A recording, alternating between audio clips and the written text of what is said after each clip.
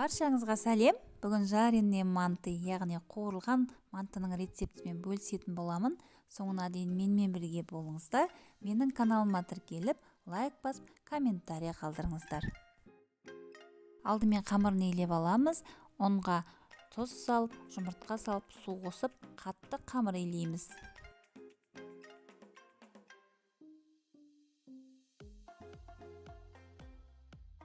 Илеген қамырымыздың бетін жауып, тындырып қоямыз.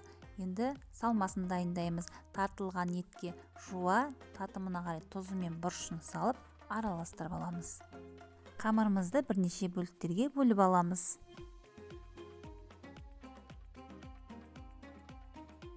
Қамырымызды жұқа қылмай, қалыңдау қылып жайып аламыз. Жұқа болса, қуырған кезде біздің қамырымыз жарылып кетуі мүмкін. Сондықтан қалыңдау қамыр жайып аламыз. Жайып алған қамырымыздан осындай дөңгелек форма шығарып аламыз. Үстіне салмамызды салып алып, видеода көрсетілгендей етіп, түйіп аламыз.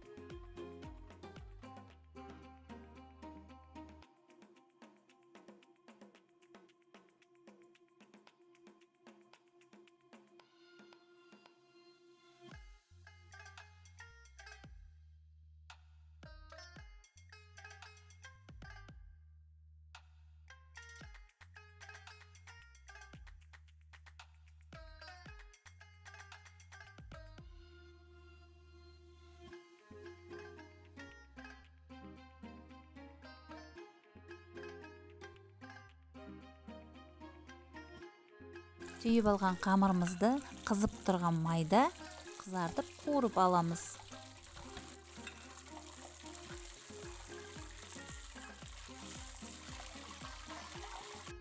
Мантымыз толық піскен жоқ, сондықтан оны мантоваркеге салып 20-25 минут пісіріп аламыз.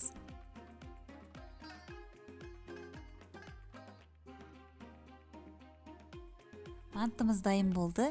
Өте дәмді ол шықты. Сіздерге де жасап көруге кеңес берем. Және де менің каналыма тіркеліп, қоңыраушаны басуды ұмытпаңыздар. Сіздермен бірге болған Салима.